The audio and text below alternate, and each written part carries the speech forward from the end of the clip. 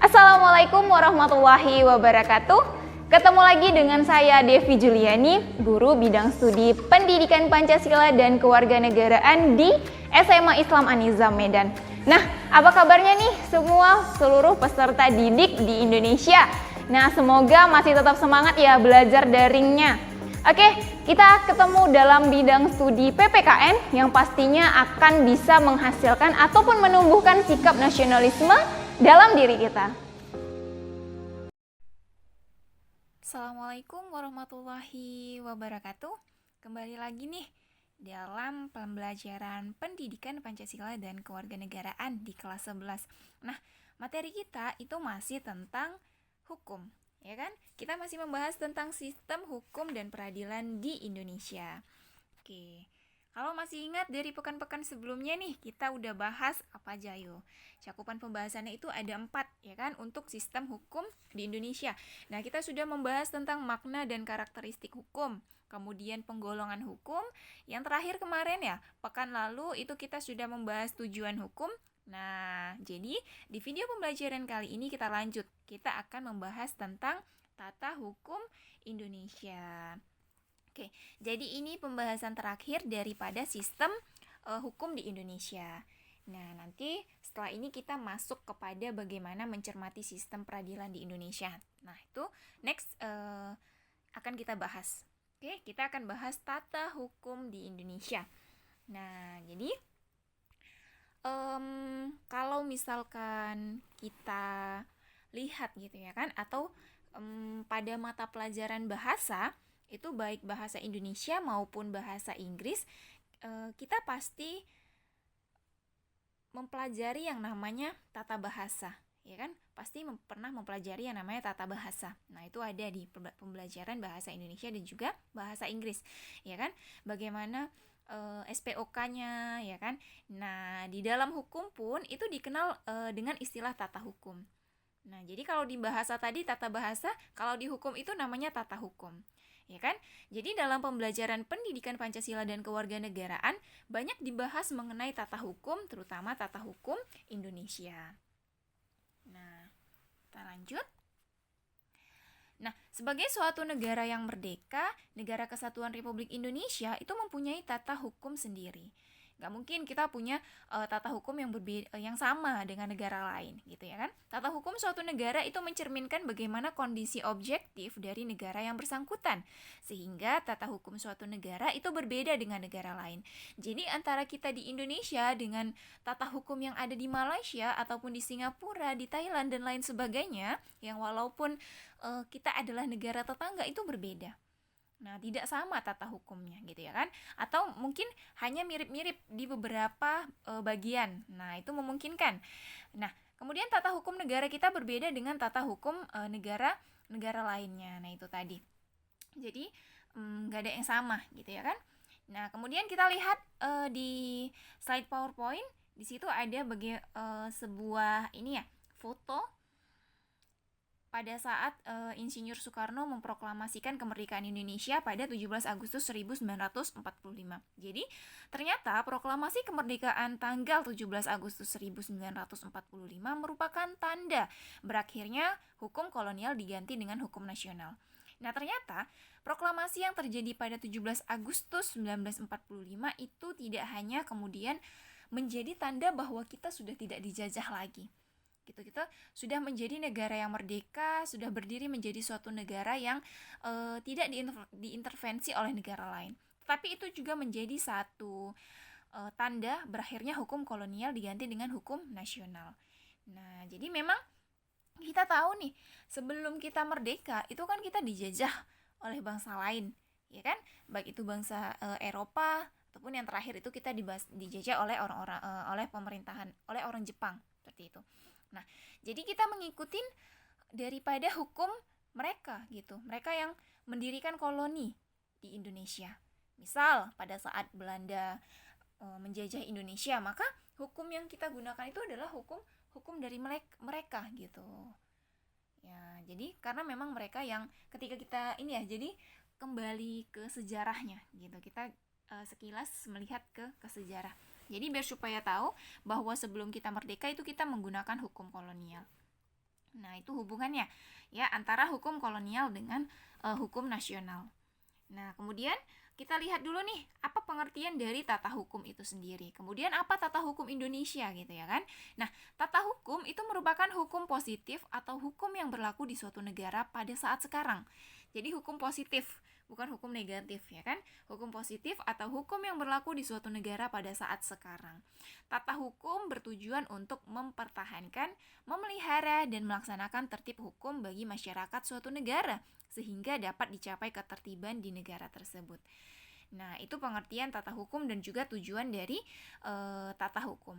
Kemudian tata hukum Indonesia merupakan keseluruhan peraturan hukum yang diciptakan oleh negara dan berlaku bagi seluruh masyarakat Indonesia yang berpedoman pada Undang-Undang Dasar Negara Republik Indonesia tahun 1945. Dan pelaksanaan tata hukum tersebut dapat dipaksakan oleh alat-alat negara yang diberi kekuasaan. Nah, secara sederhananya, tata hukum itu adalah keseluruhan peraturan hukum, gitu ya kan. Jadi, yang memang berpedoman terhadap Undang-Undang Dasar. Nah, semua itu berpedoman terhadap Undang-Undang Dasar 1945. Nah, jadi tata hukum Indonesia itu ditetapkan oleh masyarakat hukum Indonesia. Oleh karena itu, tata hukum Indonesia baru ada ketika negara Indonesia diproklamirkan pada tanggal 17 Agustus 1945. Nah, itu tadi yang seperti kita bahas. Jadi sebelum kita merdeka, sebelum Insinyur Soekarno memproklamirkan kemerdekaan pada 17 Agustus 1945, itu kita belum mengenal yang namanya hukum nasional atau tata hukum Indonesia itu belum ada. Kita masih menggunakan tata hukum kolonial. Nah, karena memang mereka yang berkuasa gitu ya kan. Mereka yang punya kekuasaan, tampuk kekuasaan pada masa itu. Tetapi setelah proklamasi itu berganti.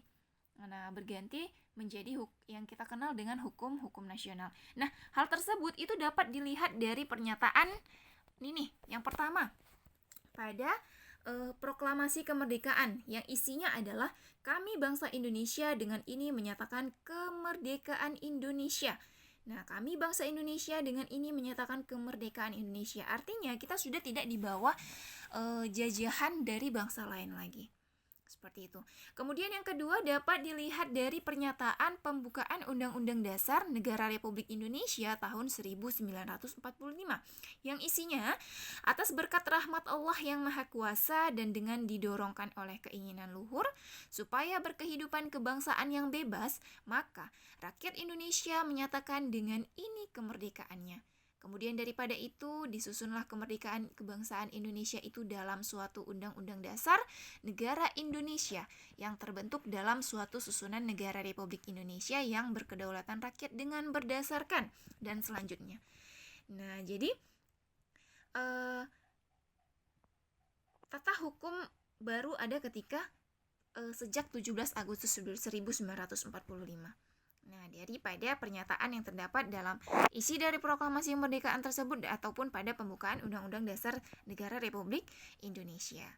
Nah, karena memang di situ kesimpulannya kita itu adalah bangsa yang merdeka, tidak lagi berada dalam jajahan dari bangsa lain.